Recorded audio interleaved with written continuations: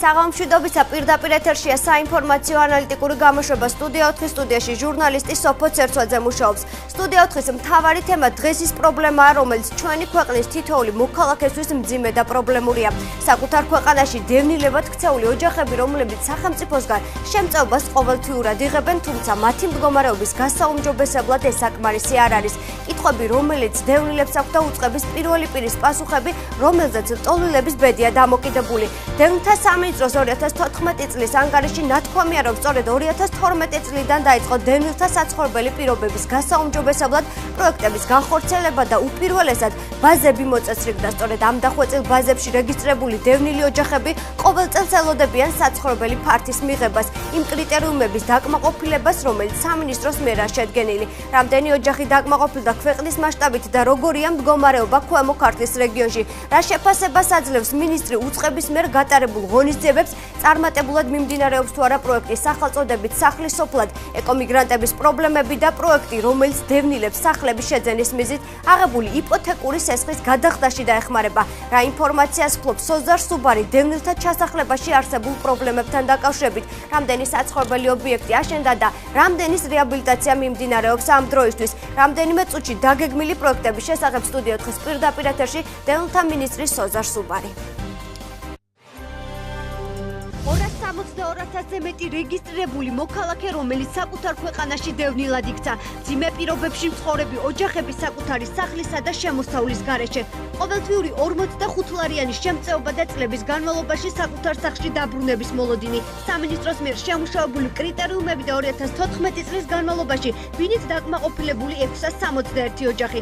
2014 წლის ანგარიში და დაგეგმილი პროექტები, რაც თავაზობს სამინისტრო დევნილებს, რა პროექტები ხორციელდება მათი საცხოვრებელი პირობების გასაუმჯობესებლად. როგორ აფასებს სოზარ სუბარი ეკომიგრანტების პრობლემას და რაში ხედავს გამოსავალს, რა არის შეფასების მთავარი კრიტერიუმი, რომლის მიხედვით დევნილს საცხოვრებელი ფართი გადაეცემა, დევნილთა ჩასახლებებში გატარებული წლები და სახელმწიფო სტრატეგია, ქვეყნის მასშტაბით რეაბილიტირებული ობიექტები და მიმდინარე სამშენებლო სამუშაოები, რამდენ დევნილს გადასცემს ბინა სახელმწიფო 2015 წელს, პრობლემები, რომელიც წლები აგრძელდება და რომლის გადაჭრა სახელმწიფო მნიშვნელობისაა. 16 აპრილს სტუდია 4-ის პირდაპირ ეთერში ოკუპირებული ტერიტორიებიდან იძულებით გადაადგილებულ პირთა განსახლებისა და ტოლვილთა მინისტრი სოზარ სუბარი. სტუდია 4 პირდაპირ ეთერში დაბრუნდა, მე წარმოგიდგენთ ჩვენ დღევანდელი გადაცემის სტუმარს, დევნილთა მინისტრ ბატონ სოზარ სუბარს. დიდი მადლობა ბატონ სოზარ, რომ დაგვთანხმდით გადაცემაში მონაწილეობაზე. სანამ საუბარს დავიწყებთ, მე მაყურებელს ჩვენი სტუდიის ტელეფონის ნომერს შევახსენებ 0341 25 44 00. თქვენ შეგიძლიათ დარეკოთ პირდაპირ ეთერში და მიიღოთ გადაცემაში მონაწილეობა. ბატონ სოზარ, სანამ კონკრეტულ საკითხებზე გადავართ, მინდა გკითხოთ საკმაოდ აქტუალურ თემაზე. დღეს არაერთი განცხადებები გაკეთდა ამასთან დაკავშირებით. ერაყიდან და სირიიდან დევნილებს, ანუ შექმნება თუ არა პრობლემა სავიზო რეგულაციებთან დაკავშირებით. ანუ რამდენად აქვთ მათ საშუალება, რომ ჩვენ ქვეყანაში შემოვიდნენ და მიიღონ რაც მთავარი თავშესაფარი. მოგესალმები. თქვენს მაყურებელს დიდი მადლობა მოწვევისთვის.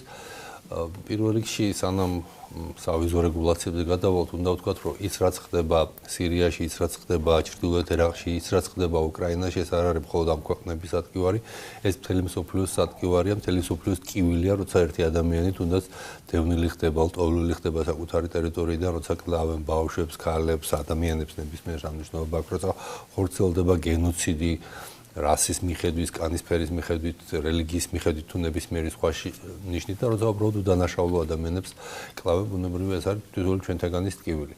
საქართველოში ბოლო ერთი წლის განმავლობაში თუ შევადარებთ წინაწლების სტატისტიკაში 2014 წელს თუ შევადარებთ 2000%-ით, ანუ 20 ჯერ გაიზარდა თავშესაფრის მაძიებელთა რაოდენობა, ესენი არიან ძირითადად სამი ქვეყნიდან, ეს არის ჩრდილოეთ ერაყი, ეს არის სირია, ეს არის უკრაინა და პრაქტიკულად თავიდან ცოტა ისეთი არც თუ ძალიან ისეთი მიდგომა იყო, რომ მაინც უფრო მკაცრად ხდებოდა შემოწმება, მას შემდეგ რაც იქ ძალიან მასშტაბური გახდა თვითონ ეს დევნა, ჩვენ მივიღეთ გადაწყვეტილება და პრაქტიკულად ყველა ადამიანი იღებს გამარტივებული წესით თავშესაფარს და გამარტივებული წესით იღებენ სტატუსს, რომელიც არის ტოლვის სტატუსი ან რა ქვია, ჰუმანიტარული სტატუსი. იმის მიხედვით, რომელ შემთხვევაში რა პრობლემასთან გვაქვს საკითხი. მაგალითად, ისე რომ გამარტო რა განსხვავება ამათ შორის. როდესაც ჩრდილოეთ ერაყიდან მოდიან იეზიდები, რომლებიც რელიგიური დევნის მსხვერპლნი არიან და სწორედ იეზიდებს დევნიან მათი რელიგიის გამო, ამ შემთხვევაში სტატუსი არის განსაზღვრული როგორც ლტოლვილის. მაგრამ თქვათ იგივე უკრაინიდან გადმოსახლებულები, სადაც დევნა ხდება, არა იმდენად დევნა ხდება, არამედ უბრალოდ იქ არსებული საომარი მდგომარეობის გამო შეუძლებელია ნორმალურად ცხოვრება, ამ შემთხვევაში ჰუმანიტარული სტატუსი ენიჭებათ ამ ადამიანებს. და პრაქტიკულად თითქმის არ ვეუბნებით ვარ ძალიან გამონაკლისი შემთხვევების გარდა. რა შეიძლება იყოს ეს გამონაკლისი შემთხვევა? გამონაკლისი შემთხვევა შეიძლება იყოს, როდესაც დასაბუთება ვერ ხდება, რომ ეს ადამიანი ნამდვილად იმ ტერიტორიაზე ცხოვრობდა, ნამდვილად განიცდის საფრთხეს, ან თქვათ, როდესაც გარკვეული უსაფრთხოების ზომების მიღება გვალვალდებულებს ამას, იმიტომ რომ შეიძლება ამის უკან რაღაც სხვა იმალებოდეს, ბუნებრივია ეს ხდება და ასეთ შემთხვევაში ჩვენი სახელმწიფოს ინტერესი ყოველთვის არის გასათვალისწინებული და არის კიდევაც გათვალისწინებული, ასე რომ დანარჩენი აბსოლუტურ უმრავლეს შემთხვევებში ძალიან დაჩქარებულად, ძალიან გამარტივებული წესით ვანიჭებთ სტატუსს. რასაც ყოველ პირობებს თავაზობს სახელმწიფო. რაც თავაზობთ, ზუსტად ამაზე ვაპირებდი გადასვლას. პირველ რიგში ისინი იღებენ ჯერ კიდევ სტატუსის მიღებამდე ისინი იღებენ სრულ სამედიცინო პაკეტს, რასაც იღებთ თქვენ და საქართველოს ყველა მოქალაქე, ანუ სახელმწიფო დაზღვევა, სახელმწიფო უნაზღაურებს ამას. ეს არის ბოლო დროს განხორციელებული საკანონმდებლო ცვლილებები, მანამდე ესეთი რამე არ ყოფილა. ეს ადამიანები იღებენ უფლებას განათლებაზე, უფლებას საბავშვო ბაღზე და სპეციალური პროგრამები არის შემუშავებული ან შემუშავების სტადიაშია განათლების სამინისტროსთან ერთად.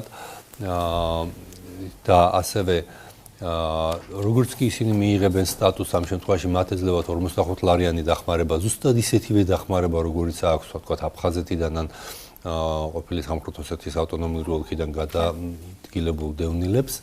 და თუ საჭიროება მოითხოვს, ამ შემთხვევაში ჩვენ მათ ვეხმარებით ბინის ქირით. საქართველოში არსებობს ერთი თავშესაფარი, თავშესაფრის მარტყოფში, თავშესაფრის მაძიებელთა 60 კაციანი თავშესაფარია. ამჟამად ამერიკის მთავრობის დახმარებით იქ შენდება მეორე თავშესაფარი, სადაც გაორმაგდება და კიდევ ცოტა მეტით გაიზრდება შესაძლებლობები. ეს არის 75 საცხოვრებლიანი ახალი კორპუსი შენდება. სახელმწიფო რა დახმარებას უწევს აი ამ თავშესაფარში მცხოვრებ სახელმწიფო აფინანსებს ამ თავშესაფარს, აქ ხელფასია თუ კვება თუ ყველაფერი არის სწორედ სახელმწიფოს მიერ გადახდილი. ჩვენ გვეხმარება გარსტოლთა უმაღლესი კომისრის ოფისი, მაგრამ ისიც უნდა გავითვალისწინოთ, რომ თქვათ ამავე ოფისის დახმარება წელს შემცირდა წინა წლებთან შედარებით და ეს შემცირება გამოწვეულია იმ საყოველთაო კრიზისით, რომელიც არის მთელ მსოფლიოში.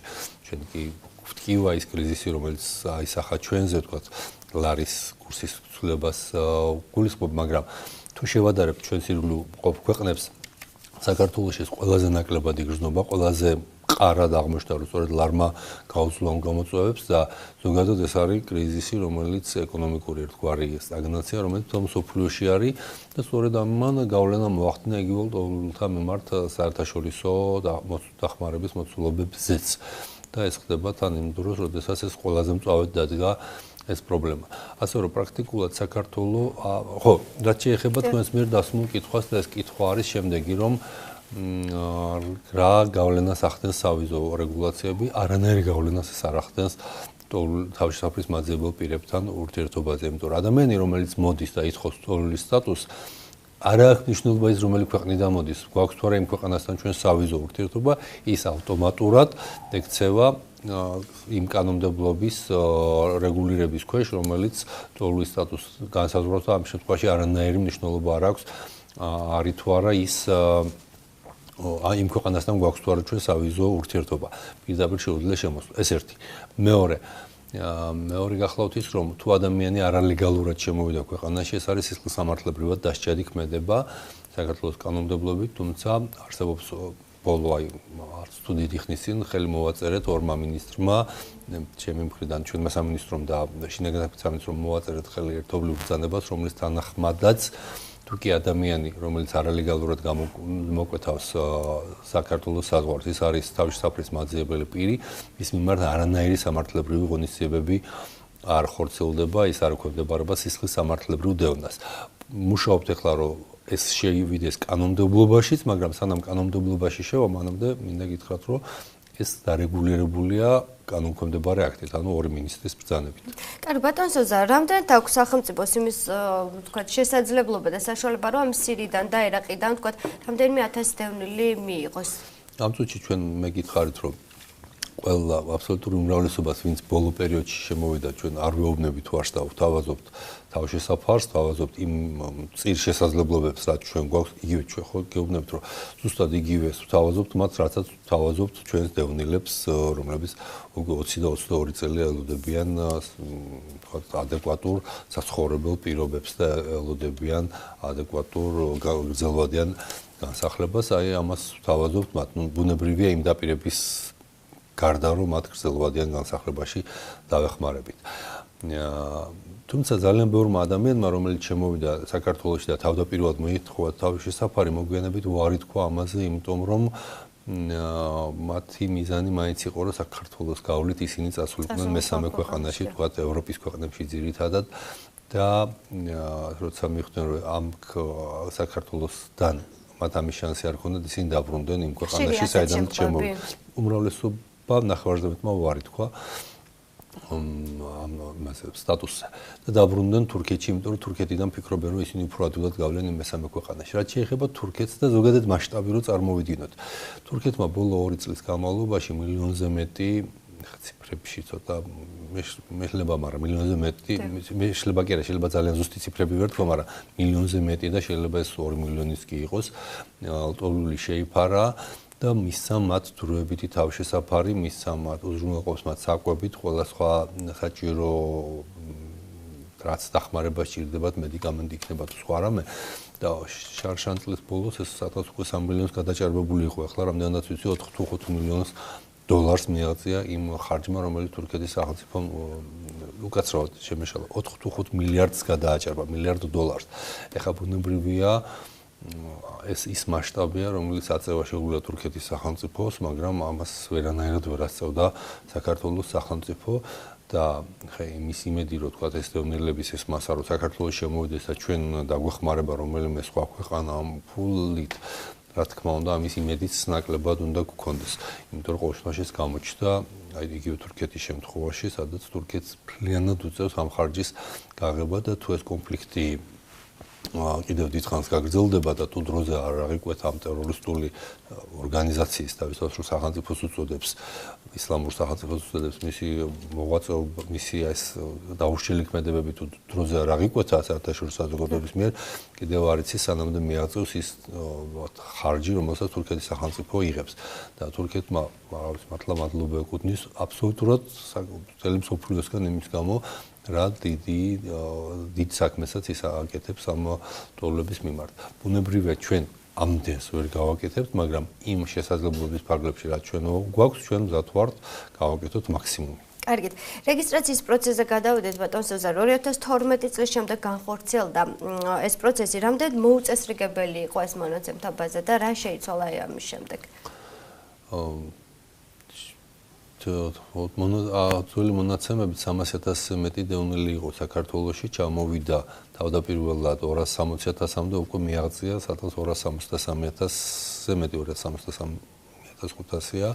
ბუნებრივია ეს არის ვიღაცა გამორჩა მაშინ დროზე არ მივიდა და დღეს მოდის და ითხოვს რეგისტრაციას, ასეთ შეიძლება ერთეული იყოს.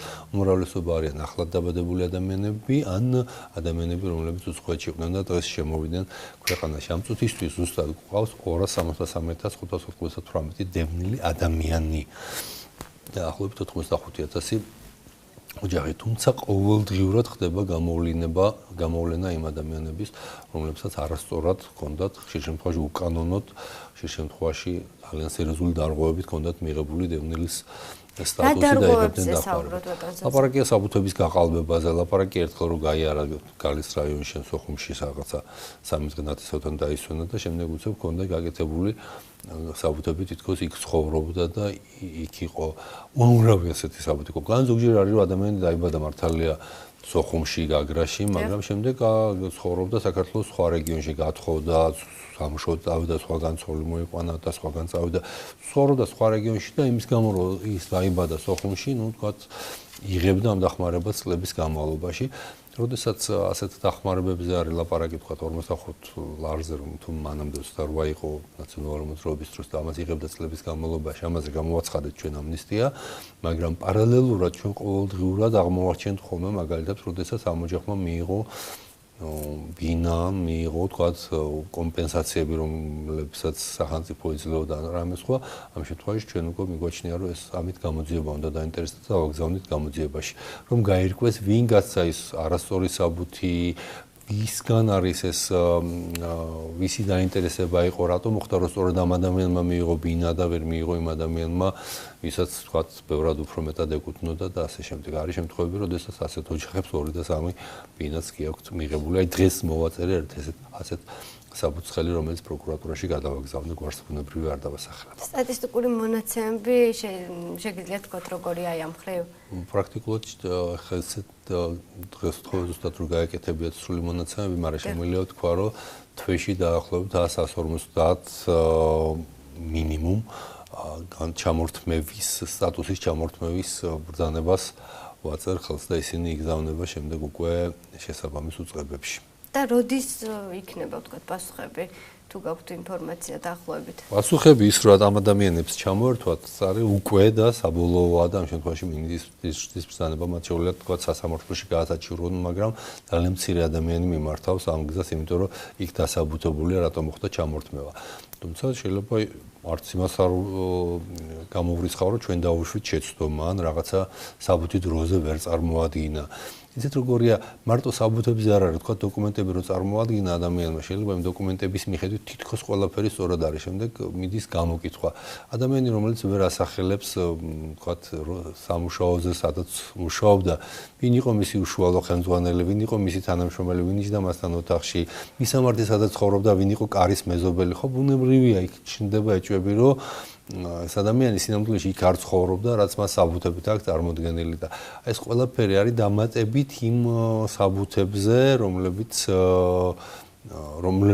პირველად ეჭვს აჩენს და ასეთნაირად ხდება აი ამის დაზუსტება. კარგით, მაყურებელი გველოდება, როგორც გაითიშა, კარგით დაგვიკავშირდებიან ალბათ.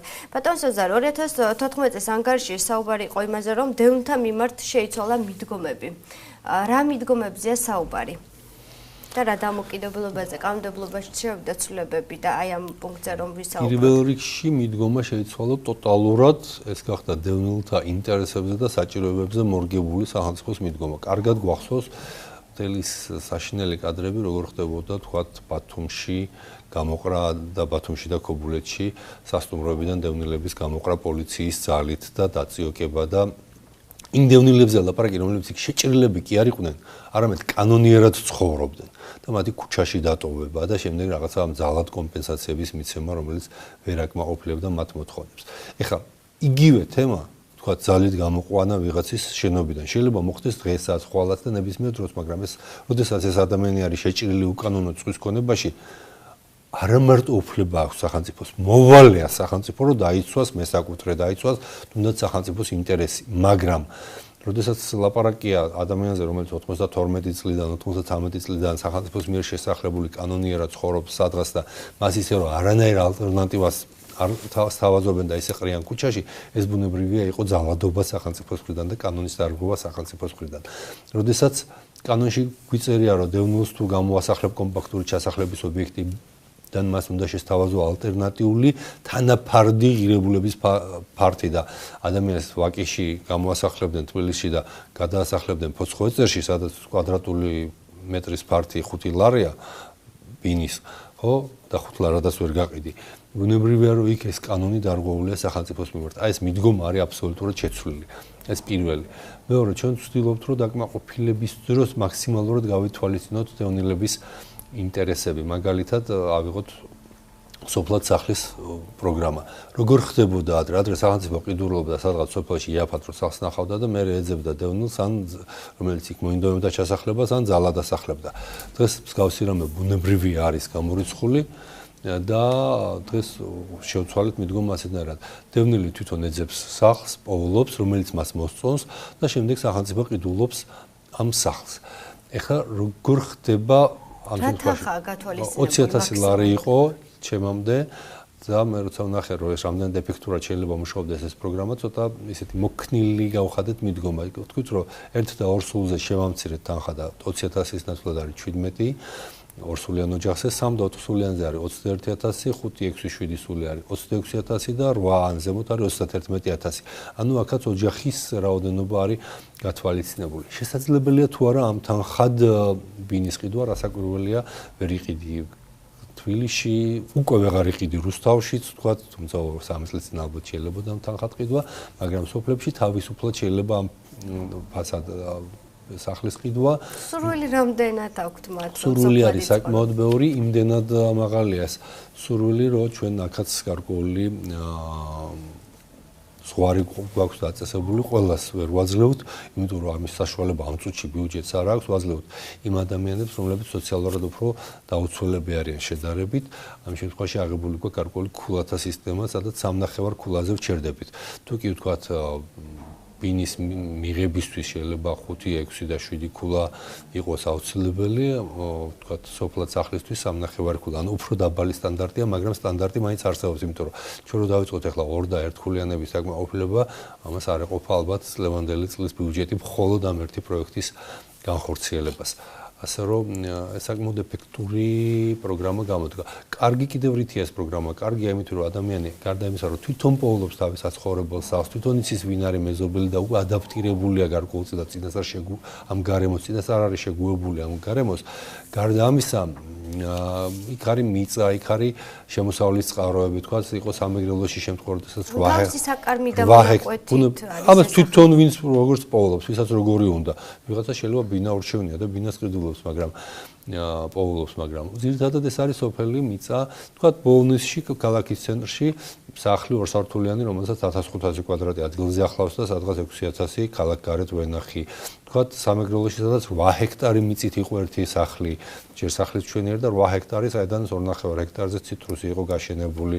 მეორე შემთხვევა, სადაც ჰექტარ ნახევარზე თხილნარი იყო გაშენებული და თქვა, იქ თევზის მეურნეობისთვის პატარა აუზი იყო გაკეთებული. სხვადასხვა ნაირია, ვინც როგორც პოულობს და როგორც შოულობს იმის მიხედვით, მაგრამ სოფლის დასახლებას უწყობს ეს ხელს და ხელს უწყობს იმას, რომ დევნილები, რომლებიც ხშირ შემთხვევაში სახელმწიფოს შემწეობის ამარა არიან დარჩენილი და თქვა, ამ 45 ლარს შეხურებენ თვიდან თვემდე, უცებ უჩნდება საკუთარი შემოსავალი. ეს ფსიქოლოგიური მომენტიც არის, რომ ადამიანი მუხტს გაშლის რაღაც საკუთარი შემოსავალი უჩნდება და რაღაცნაირად აღა საკუთარი თავის იმედით ახალ ცხოვრებას იწყებს პრაქტიკულად და აღარ არის მხოლოდ აი სახელმწიფოს დახმარების მოლოდინში და წარსულით რო ცხოვრობს მხოლოდ და მომავლის იმედი აღარ აქვს, მომავლის იმედი დაკარგულია, აი ესეც გადალახულია.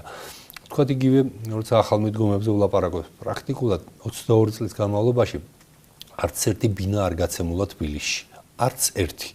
იყო დაკანონებები, იყო გარემონტებები, მაგრამ ახალი ბინა არც ერთი არ გაცემულა. რატომ? რა სიტყვით? ეს იყო სახელმწიფოს პოლიტიკა, რომ თბილისში არ უნდა ყოფილიყო დევნილები, ჩვენ ეს მიდგომა შევცვალეთ და ჩვენ ვახალისებთ, თქვა, თბილისიდან, იმიტომ რომ თბილისში ძალიან ბევრი დევნილია, ვახალისებთ თბილისიდან გასვლას და თუ თქვა, თბილისელი მოინდომებს სადმე სხვა რაიონში წასვლას, 2 ქულა ემატება ამის გამო, მაგრამ იმათ ვისაც უნდა თბილისში, ახლა მიმდინარეობს აპლიკაციების შევსება, 10000-ზე მეტი აპლიკაცია შევსებული და წლის ბოლომდე მინიმუმ 600 ოჯახს, თუმცა ვარაუდობთ, რომ შეიძლება ეს რიცხვი 1000-მდე გაიზარდოს, იმის მიხედვით ჩვენი პროექტები როგორ წავა, შევასახლებთ წლის ბოლომდე, თუმცა ეს პროგრამა ეს ჩინურ კომპანიასთან რომ გააფორმოთ ხელშეკრულება იმ პროექტზე საუბარია. ჩინურ კომპანიასთან ჩვენ გვაქვს გაფორმებული ხელშეკრულება ამ წუთისთვის 598 ბინაზე, ну პრაქტიკულად 600 ბინაზე თბილისში, თბილისის ზღვაზე, აქედან 298 შესახდება წელს, 300 მომავალი წლის თებერვალში ნახევარი,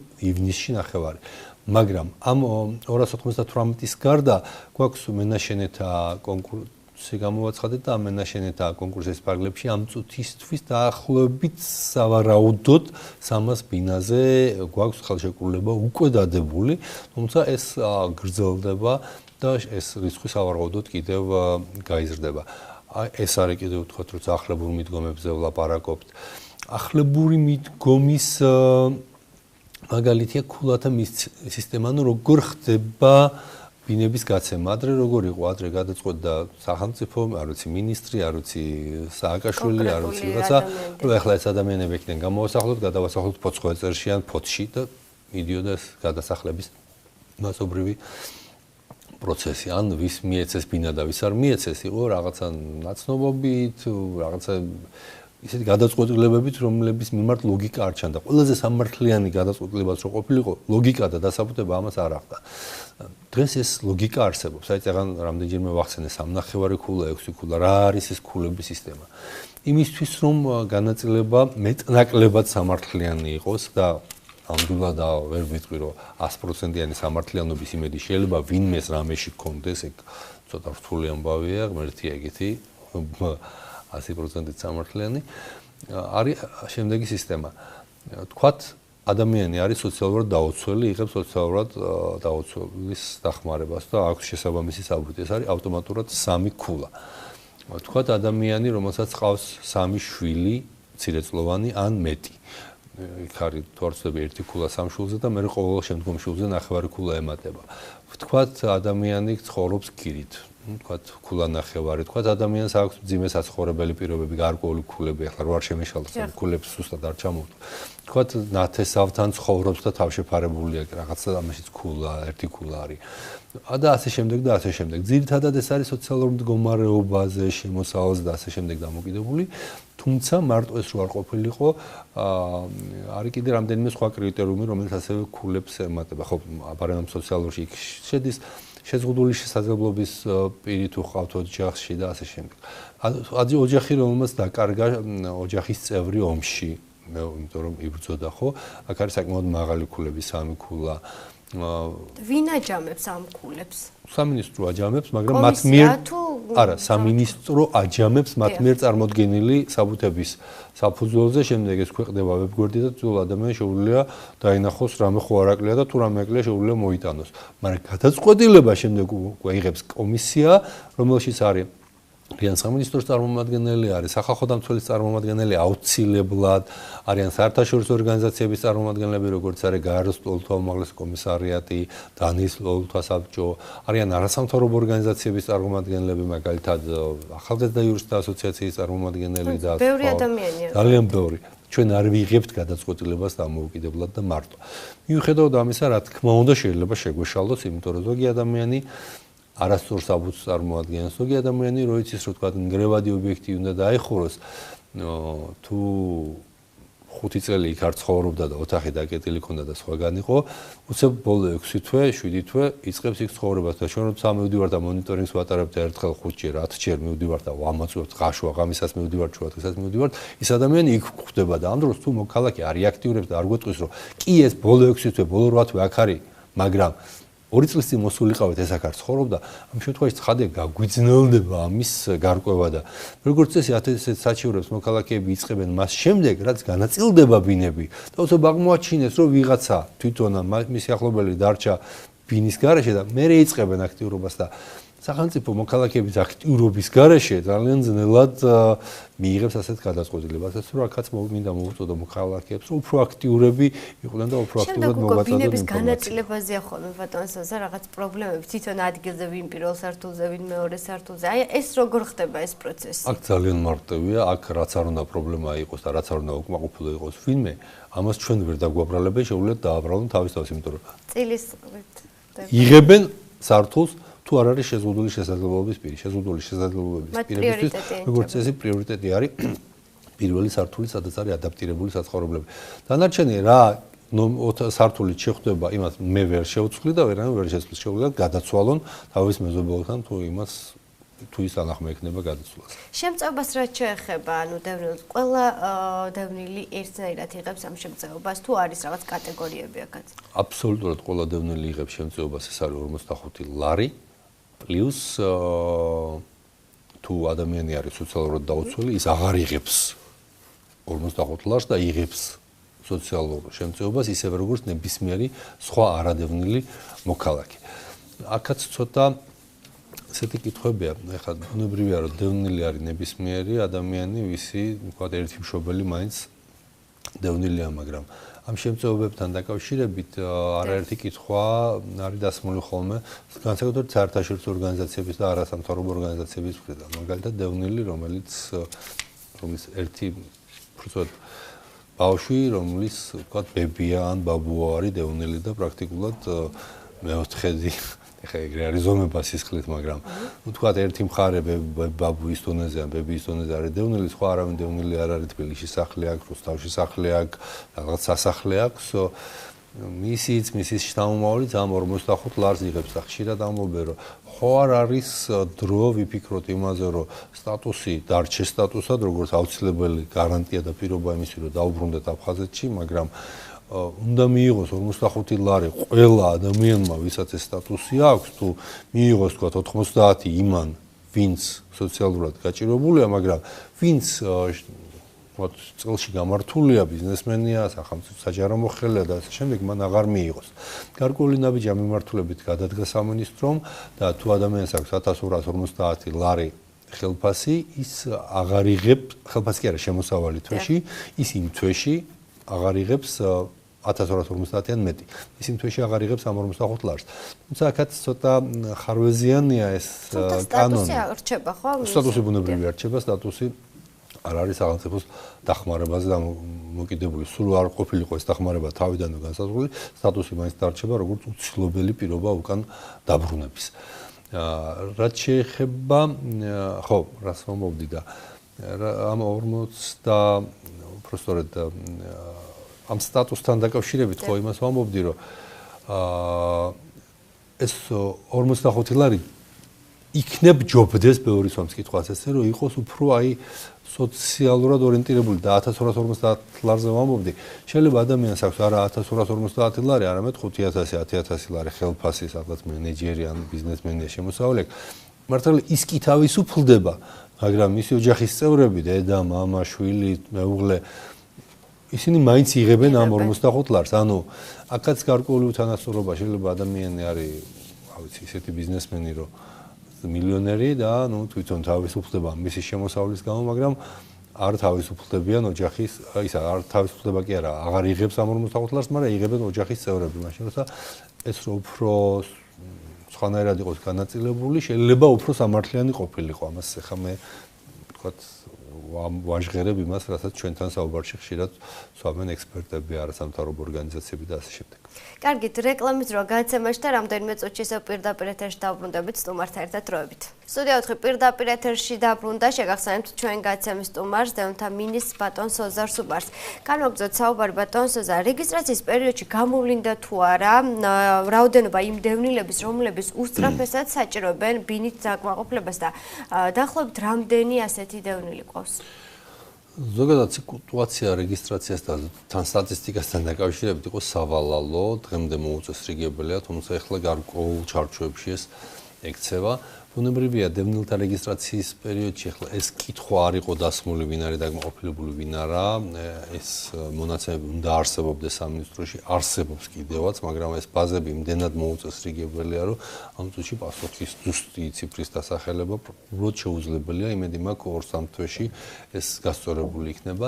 ერთი შემიძლია ვთქვა, რომ დაახლოებით 95000 დევნილი ოჯახიდან, რომელიც არის საქართველოში რეგისტრირებული, 2/3-ს დაახლოებით არ აქვს მიღებული. ეს არის, თქვა თუ 1 თვის წინ, 2 თვის წინ თამამად ვამბობდი, რომ 56000 ოჯახი ჯერ კიდე არ არის დაკმაყოფილებული. ახლა ცოტა ჭვით ვლაპარაკობ, იმიტომ რომ ისეთი დარღვევები აღმოვაჩინეთ ამ სტატისტიკაში, რომ და მაგრამ რაც შემიძლია ვთქვა, დაახლოებით 50-55000 ოჯახი არის ჯერ კიდე დასაკმაყოფილებელი და დაახლოებით 30000 ოჯახი არის დაკმაყოფილებული. ანუ აქედანაც ჩანს 22 წლის განმავლობაში რეგიონში როგორია მონაცემები?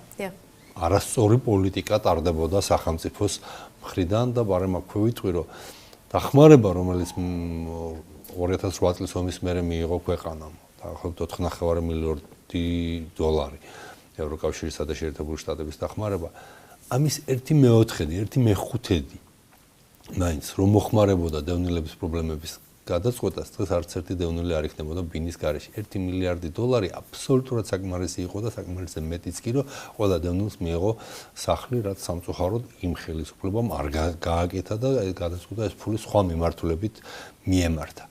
ეს ერთი. რაც შეეხება ქვემო ქართლში ესეთი ზუსტი სტატისტიკა ამ წუთში გამიჭირდება, ერთი შემიძლია გითხრათ, უბრალოდ გამიჭირდება სტატისტიკა ზუსტად რამდენი აქვს მიღებული ბინა, მაგრამ დაახლოებით 1500 დევნილია, რომელიც დღემდე არ არის დაკმაყოფილებული და კიდევ ერთ ციფრს გეტყვით, მარტო 2012 წლიდან დღემდე, რაც ჩვენ მოვედით ხელისუფლებაში, 801 დევნილმა ოჯახმა მიიღო ქვემო ქართლის რეგიონში საცხოვრებელი სახლი. საკმაოდ მაღალი ციფრია ამ 2 წლის ობიექტების რეაბილიტაციაზეც რომ ვისაუბროთ, აი სად მიმდინარეობდა ამ ახალი ობიექტების რეაბილიტაცია საქართველოს მასშტაბით? რეაბილიტაცია და მშენებლობები ორივეთან უნდა ესე ვთქვათ, აი სულ ახლახან დავასრულეთ 10 კორპუსის მშენებლობა ზუგდიდში, სადაც 320 ოჯახზე განაწილდა ბინები და მიმდინარეობს მათი შესახლება და ახლობს 9 არის ამ წუთისთვის შესახლებული, თვის ბოლომდე მთლიანად მოხდება ამ 10 კორპუსიანი საცხოვრებელი უბნის ჩასახლება. ეს არის გერმანიის მთავრობის დახმარება. ამ წუთისთვის არის დამთავრებული 100 ბინიანი კორპუსი ახალციხეში, სადაც ეზოს მოპირკეთება მომდინარეობს, კეთილმოწყობა და დაახლოებით 1 თვეში თვე-ნახევარში შევასახლებთ და პრაქტიკულად ჩავთვალოთ ამის შემდეგ ჩვენ ახალციხეში და ახალციხის რაიონში არ გვეყოლება არც ერთი დევნილი, რომელიც არ არის დაბინავებული. დაახლოებით წლის ბოლოსთვის უნდა დამთავრდეს 2 ასეთივე საცხოვრებელი კორპუსის რეაბილიტაცია ხაშურში და ხაშურშიც იგივე სიტუაცია გვექნება, როცა არც ერთი დევნილი აღარ იქნება, რომელიც არ არის დაკმაყოფილებული. უკვე ვიწყებთ ახალ მშენებლობებს, უკვე დაწყებული გვაქვს ახალი მშენებლობა რუსთავში, უკაცრავად ქუთაისში 2 კორპუსის, ჯამში ეს არის 160 ბინა და ამ 2 კორპუსს მოყვება იქ მთლიანობაში 20 ახალი კორპუსის, რომელშიც 2000 ოჯახი ჩასახლდება და მთლიანად ამით ქუთაისში არსებული დევნილების პრობლემები ვერ გადაწყდება, თუმცა საკმაოდ სერიოზულად შემცირდება. იგივე იმ პროგრამა, რომელიც ახლა ვახსენეთ, მენაშენეთა პროგრამაში, ეს მარტო თბილისში არ არის, რუსთავშიც 2 კორპუსში ვყიდულობთ ესეც ცალკეულ ბინებს და დაახლოებით 60-მდე ოჯახი მიიღებს ნაწილი ივლისში, ნაწილი სექტემბერში ბინებს.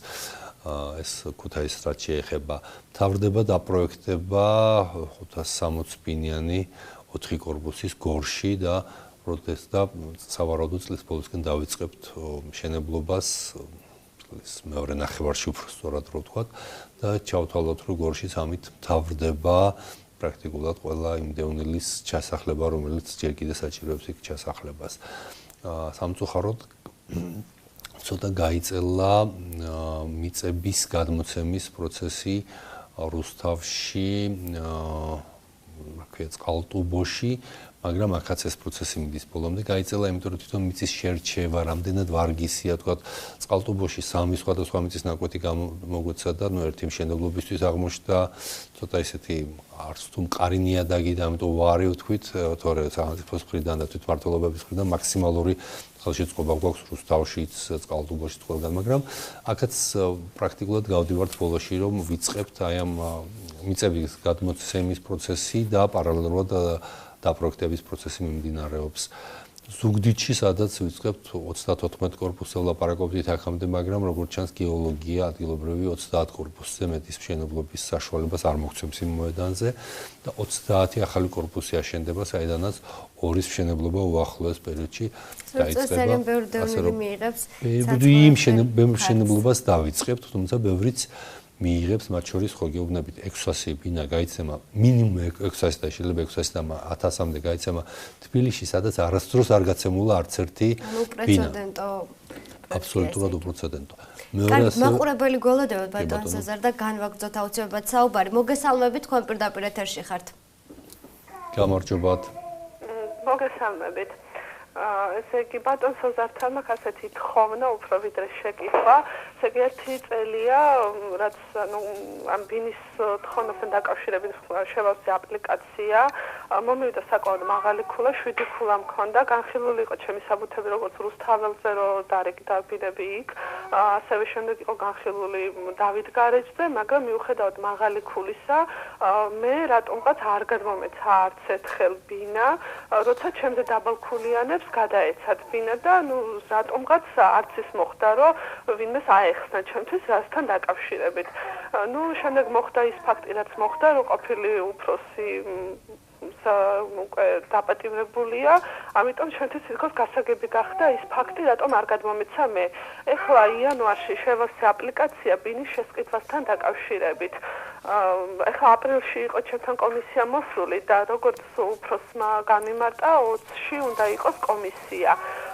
მე თვითონ ძალიან გაუსაძლებელ პირობებში ორ პატარა ბავშვს ვზრდი და უბრალოდ მინდა ასეთი სათხოვეთ მოგმართოთ, რომ იქნებ საქმის კურსში იქონიოთ ჩემი პრობლემა და ისევ იმ უსამართლობის ხერპლი არ გავხდე რის გამო რაც აქამდე მოხდა ჩემს გარშემო უსამართლობა და იქნებ რამენაირად გამეხმაროთ, რომ ეხლა ეს ბინის შესყიდვაზე მაინც გამოვიდეს რამე. ბუნებრივია ხა. მადლობა ზარისთვის გაგა. გვარი არ ვიცით ვინ არის, მაგრამ სავარაუდოდ სადაც დარეკა გვარს იტყოდა, ჩვენს თანამშრომლები ჩაიწერდნენ მის გვარს. თუმცა მე ვერავის ვერ დავეხმარები, იმიტომ რომ თქვენ ის ქულების რაოდენობა, რაც თქვენ თქვით, ავტომატურად გაძლევთ შანსი მისი, რომ ბინის შესყიდვაზე გადაწყვეტილება იქნება დადებითად მიღებული. ამაზე ეჭვიც არ არსებობს და ეჭვიც არ მეპარება. რაც შეეხება თუ რატომ ვერ მიიღეთ სამწუხაროდ ის ბინები, რომლებიც გაიცა, რომლებიც თქვენ ახსენეთ, მაშინ მე არ ვიყავი მინისტრი და შესაბამისად პასუხისგაცემაც გამიჭირდება, თუმცა თქვენი თქმის არ იყოს, მეც გარკვეულწილად პასუხი ამ კითხვაზე გაცემულია იმითი, როგორც მოხდა დაპატიმრება და რა ინფორმაციაც მე მაქვს, როგორ ხდებოდა თქვათ იგივე შეჭრები რუსთავში, როდესაც ის ადამიანები, რომლებიც ამ შეჭრების წინააღმდეგ უნდა ყოფილიყვნენ, ანუ ჩვენი თანამშრომლები, თვითონ აძლევდნენ დევნილებს გარკვეულ მისამართებს, რომ აი ერთი დევნილზე გაცემულ ბინაზე მისამართს აძლევდნენ სხვას, რომ შეიჭერი და ვერანაირად ვერ გამოგასახლებს და ასეთ სამწუხარო ფაქტები ხდებოდა. ძალიან სამწუხაროა, მაგრამ კრიმინალი ყოველთვის არსებობს და ყოველთვის არიან ჩვენს გვერდით ადამიანები, რომლებიცაც ასე უყურმართად აქვთ ტვინი მომართული და თუ მსგავსი ფაქტები ექნება თვითონ თქვენთაგან, რომელიც ახლა ისმის და მოგვაწვდის, ჩვენი რეაგირება იქნება ძალიან მკაცრი და ადეკვატურ ზომებს მივიღებთ ყოველთვის. ასე რომ თქვენს ქულებთან დაკავშირებით მართლა გეუბნებით, არანაირი მინისტრის ჩარევა და მინისტრის დახმარება არ გჭირდებათ, იმიტომ რომ ის ქულები, რაც თქვენ თქვით, ავტომატურად გაძლევთ შანსი იმის, რომ ბინა იქნეს შეძენილი უახლოეს ხანებში, მით უმეტეს თუ ეს ბინა უკვე მონახული გაქვთ. კარგით. ბატონ სეზარ, ჩვენ ახლა ვნახოთ მაყურებლის კითხვები, კონკრეტულად დევნილებს და რამდენიმე წუთში ისევ პირდაპირ ეთერში დავბრუნდებით. ვნახოთ რა კითხვებია დევნილებს თქვენთან.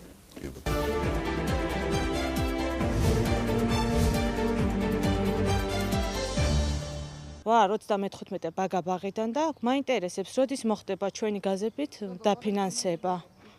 ჩვენ მივმართეთ ყველას, მაგრამ პასუხი არ მიგვიღია და თუ შეიძლება, რომ გავქცეს ამაზე პასუხი, ყველას აქვს დაფინანსება ჩვენს გარდა. ცხოვრობ მე-12 მიკრორაიონში, 35 ბაგაბაღში, ჩვენი პრობლემები ძალიან გადაუწყვეტელია, არავინ ყურადღებას არ გვაქვს არანაირად. ყველა დევნილების დასახლებაში რაღაც კეთდება, ჩვენ ყურადღებას არავინ არ გვაქცევს, თუნდაც იგივე გაზიფიცირებაზე, თუნდაც გზებზე და საერთოდ თუ სადმე რამე დახმარება მოდის ჩვენთან არაფერი. 4 შვილი მყავს, ერთი ინვალიდი ბავშვია. მძიმე ფსიქიკური აშლილობით, ასეთი დიაგნოზით, რომელიც ზუსტი არ არის და რამდენჯერაც მივმართე სახელმწიფოს დახმარებაზე, თუნდაც დიაგნოზი რო დასვან. არასოდეს არ მივიღე პასუხი, ისე იგი ბავშვი ძალიან მძიმედ არის, ძლივს დადეს ვერ ლაპარაკობს. და რა აქვს მაინც რა უმკურნავთ, ისიც არ ვიცით. აი მაგას ვთხოვ, რომ უბრალოდ დამეხმარონ, რომ ეს გავიგოთ რა სჭირს ბავშვს. უბრალოდ ერთხელ მოვიდეს და ერთხელ წაიყვანეთ ეს გადაცემა, როცა გაწმდება და გადავიღოთ ის ტალახი, რაც იქ არის ჩვენთან. ერთი ელექტრონის ნათურა ბოძი რა გახდა, რომ გზიდან მომავალ მე-11 მიკრორაიონში გზიდან მომავალს რომ ელექტრონის ბოძიდან ნათურა გქონდეს. არის ძალიან უხარისხო გაკეთებული ბინები. მე მგონი ამას ახლა უკვე თავი არ მოევლება. იმიტომ რომ ჩაიარა ამ საქმემ და ამას ვეღარც მინისტრი გამოგვისწორებს ჩვენ ვერც ვერავინ. მეორე საკითხი არის რომ აი ეს ეზოს მოწყობილება გვინდა. ეზოს მოპირკეთება გვინდა, მოასფალტება გვინდა, რაღაცას დავამგვანოთ პატარა ცივილიზაციაში რომ შევიდეთ. ცივილიზაციაში კი ვარ შესული, მაგრამ როგორც ასეთი რომ უფრო მეტად გამოჩნდეს ჩვენი ესა. დანარჩენად ახლა ბევრი 8 წელი გასწია სამინისტრომ გამათბობლები, რაღაცები ესე დახმარებები ბავშვებზე ზრუნავენ რაღაცა და არ არის. არა ვართ ძალიან უკმაყოფილო.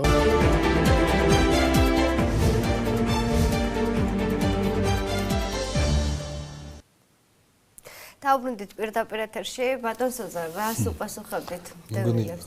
არის პრობლემები, ხო? პრობლემები არის.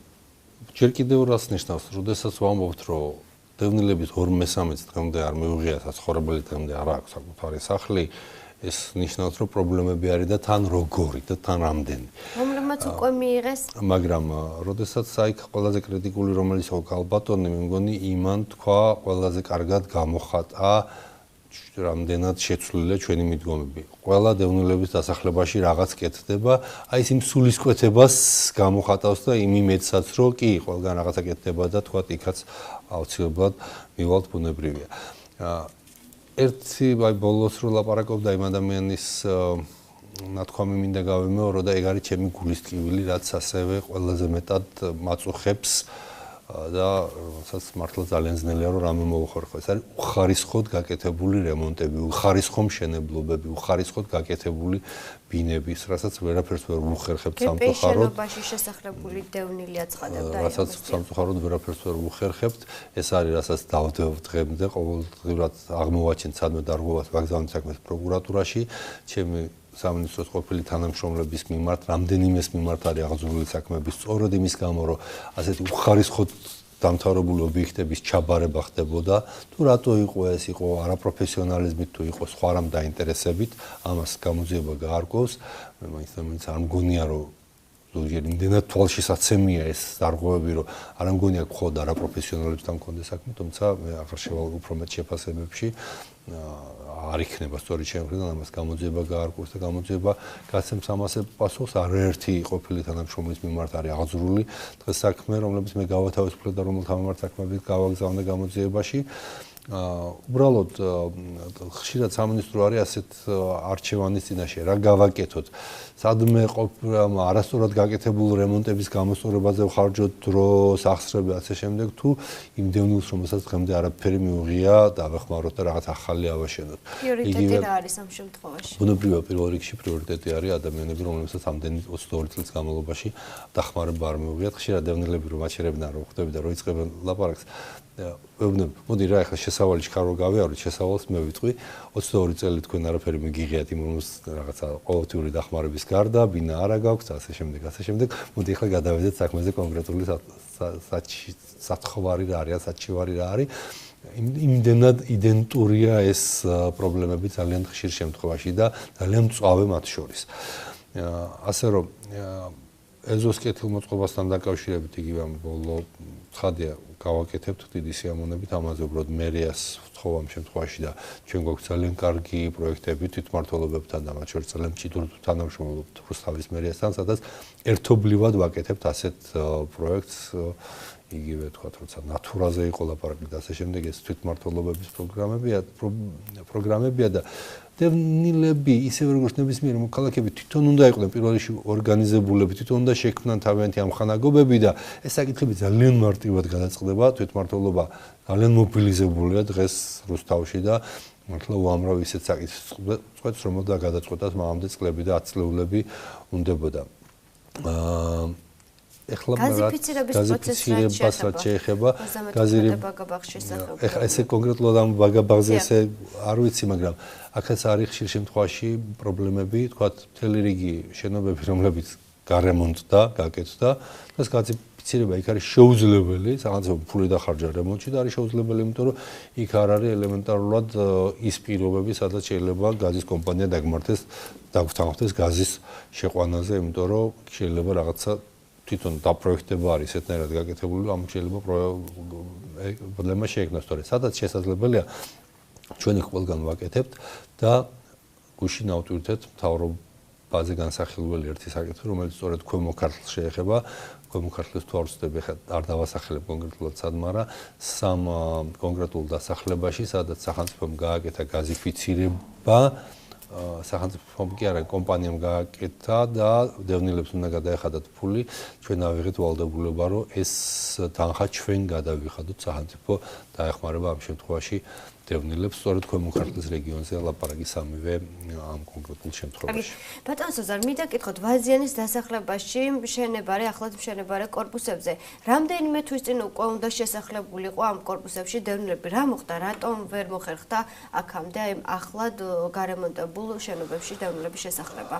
მოხდა ის, რაზეც წეგან ვლაპარაკობდი, ხარისხი, უხარისხობა და საფრთხე, რომელიც იქ შესახლებულ დევნილს შეიძლება შეექმნეს იმდენად არასტანდარტულად არის გაკეთებული და იმდენად ცუდად არის იქ რემონტები გაკეთებული. იქ იყო სამი სხვადასხვა კომპანია, რომელთაგან ერთმა კეთილსინდისიერად შეასრულა თავისი მოვალეობები და შესაბამისად ჩაბარებული აქვს სამინისტროს, უბრალოდ იქ კეთდება კეთილმოწყობა კი არა, იქ არ იყო წყალი შეყვანილი, იქ არ იყო ელექტროფიცირება გაკეთებული და ეს ყველაფერი ახლა მთავრდება.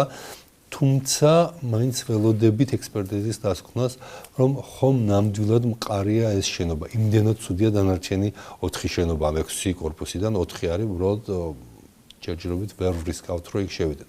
ერთი იქ რემონტი დაუმთავრებელია, იმიტომ რომ ერთ-ერთი კომპანია საერთოდ არის გაქცეული და აქვე ვიტყვი, რომ ასეთივე პრობლემა აი ამ კომპანიასთან, კომპანია MBG-სთან ჩვენ გქონდა გორში, სადაც მათ მიერ შუაგზაში მიაწოვეს რემონტი და გაიხსნენ, ისე რომ ფული აღებული აქვთ, არ დაგვავიწყდეს ესეც.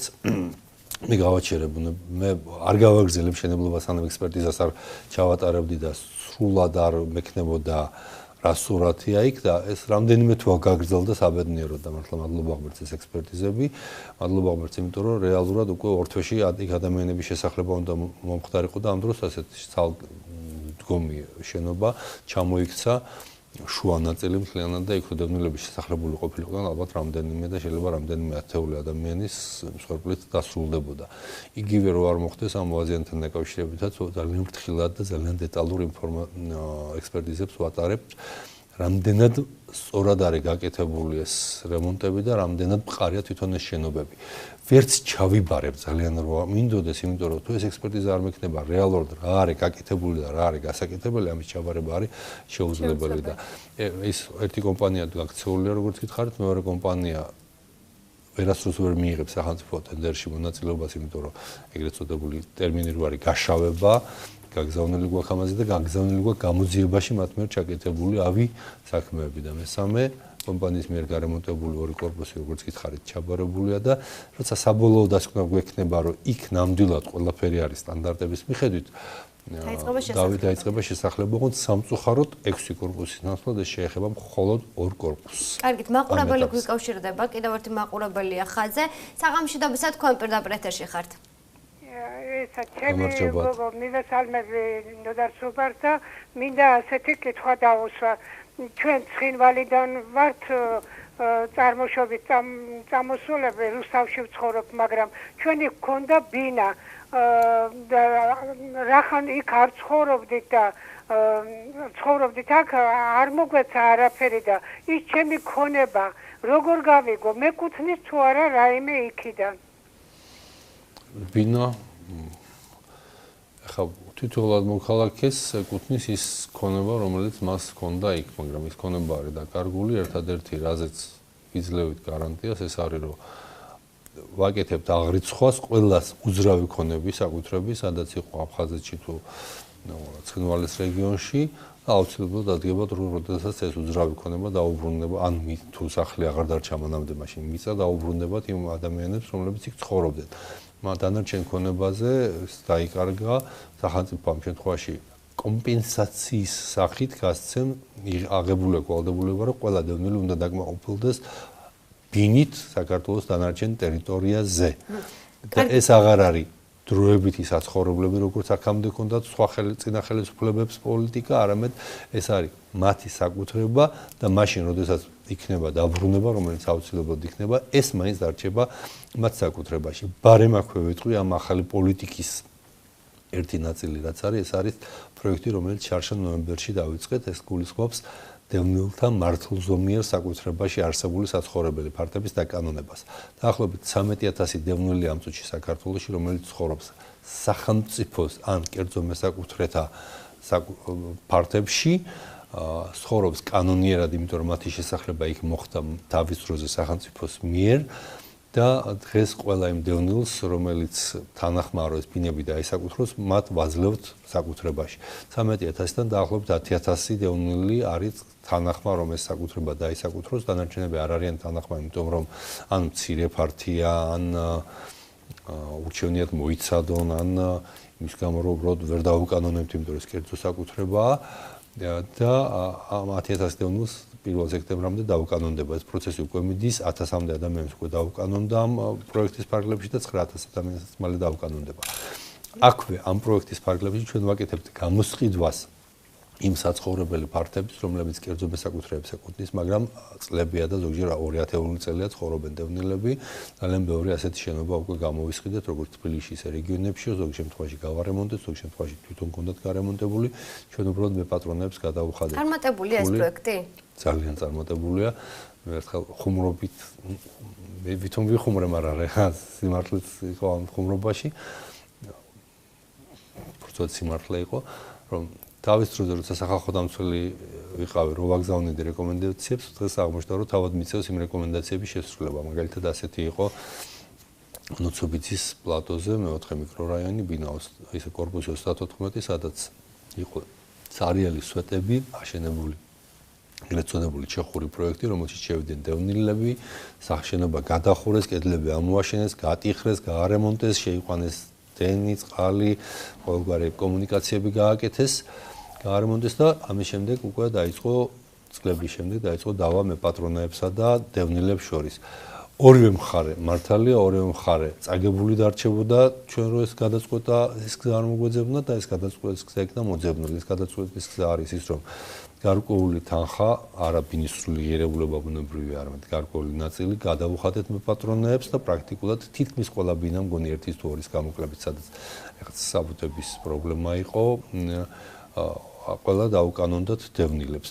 და იმ მეპატრონეებმაც, რომელიც 20-22 წლის განმავლობაში თავის საკუთრების ვერ სარგებლობდნენ, იმათაც მიიღეს გარკვეული რაოდენობის კომპენსაცია და რომლითაც მათ ახალი ბინა ვერ იყიდონ, მაგრამ ყოველ შემთხვევაში რაღაცა გარკვეული თანხა მიიღეს. რატო ამბობ გარკვეულ თანხას? ის ბინა დღეს შეიძლება ღირს 500 და 700 დოლარი კვადრატული მეტრი, მაგრამ ასეთი არ ღირდა, როდესაც იქ უბრალოდ ცარიელი სვეტები იდგა და ცარიელი კარკასი იდგა. ჩვენ შევთანხმდით, რომ $250 გადავუხდიდით ამ მეპატრონეებს და უბრალოდ ძალიან ხშირ შემთხვევაში ძალიან ბევრი ადამიანისთვის ეს შველა იყო. კარგი. სიახლეა ბატონო სოზარო, სახელმწიფო იმ პირებს, რომელმაც ბინის შესაძლებლად აიღეს იპოთეკური შესხი, დახმარებას თავაზობს. რა კატეგორიის ოჯახებზეა გათვალისწინებული და თანხა თუა ლიმიტირებული? კი ბატონო. აქაც ცოტა ესეთი ცნაური გამოხმაურებები მოხდა ზოგიერთ შემთხვევაში ამ ინიციატივას და ჩვენი აზრით ძალიან კარგ ინიციატივას, რომ რატომ ვართ ვალდებული, თქვათ, ჩვენ გადასახადის გადამხდელები, რომ გადავუხადოთ ამ ადამიანებს ვიღაცა იპოთეკით შესხი აიღო გარისკა და ახლა კეთილი ინებოს და რისკი ზღავს. ბუნებრივია ეს ასე როცა ვლაპარაკობთ არადევნილზე, მაგრამ დევნილებთან დაკავშირებით, როცა სახელმწიფოს აღებული აქვს ვალდებულება და ეს კანონით არის აღებული ეს ვალდებულება, ყველა დევნილი უნდა დაკმაყოფილდეს. აქ ჩვენ გვაქვს ესეთი არჩევანი, ხო? ან სიტუაცია ვაშენებთ ბინას, რომელიც აშენება შეიძლება დაიწყდეს, თქვა 2 ოთახიანი ბინა, სადაც 20-30000 მაინც ჩდება, ხო?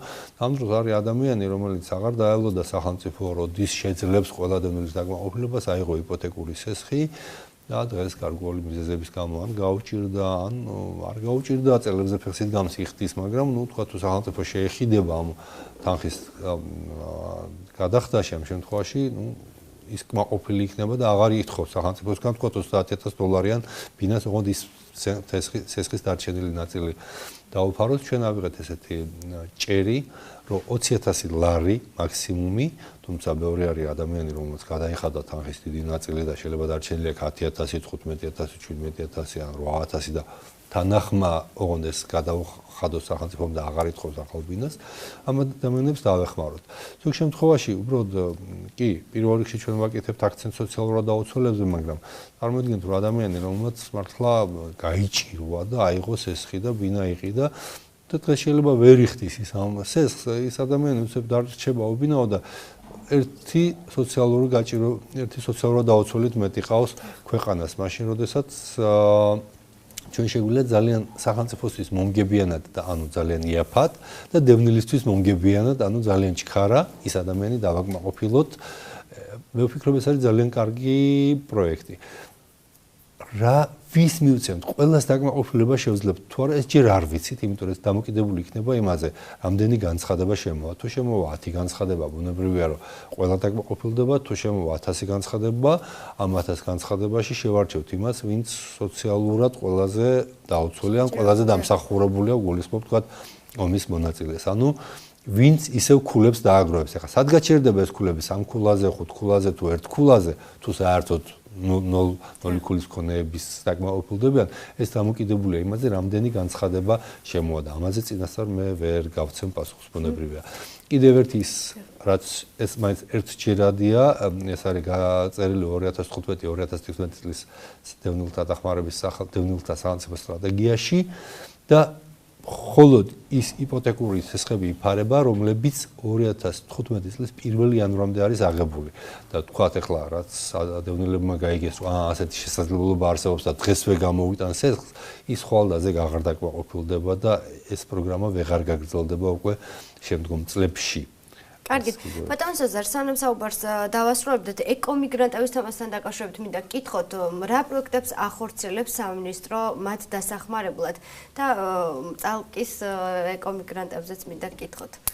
კი ბატონო, პირველ რიგში, მოდი ესე ვთქვათ, ძალიან დიდი ყურადღება ექცევა ეკომიგრანტებს ბოლო 3 წლის განმავლობაში, რაც ხელისუფლება შეიცვალა. თუკი 2013 წლამდე საერთოდ არც ერთი თეთრი არ იყო გათვალისწინებული სამინისტროს ბიუჯეტში და რაღაც ესე პერიოდულად შეიძლება რაღაც სახლის შესყიდვა მომხდარიყო ეს სპეციალური ბიუჯეტის მუხლის გარეშე, გაჩნდა სპეციალური მუხლი, შარშან და შარშანწინეს იყო 600.000-ზე ოდნავ მეტი, 660.000 იყო შარშან თვარწდები, წელს 3ჯერ გაიზარდა ეს თანხა და 1.8 მილიონია და წელს თუ შარშან და შარშანწინ 2 წლის განმავლობაში 69 დევნილი დაკმაყოფილდა, წელს უკვე ეს თანხა 100-მდე დევნილი, უკაცრავად 100-მდე ეკომიგრანტი მიიღებს ამ ბინას იმ რეგიონიდან, სადაც ეს ეკოლოგიური პროცესები ყველაზე მწვავეა. წალკას ზოგადი სურათი არ გვაქვს, იმიტომ რომ ამას ალბათ დასჭირდება ძალიან ხანგრძლივი ფინანსდებადი და დროტევადი შრომა, რომ გავაკეთოთ სრული რუკა საქართველოსი, სად რა გეოლოგიური, რა ეკოლოგიური, რა ეროზიული პროცესებია და სად გვაქვს ის საფრთხეები, რომელიც ზოგან დღეს ვერ არის გადაუდებელი საფრთხე, ზოგან შეიძლება 3 ან 5 წლის შემდეგ გაჩნდეს ასეთი სრული სურათი.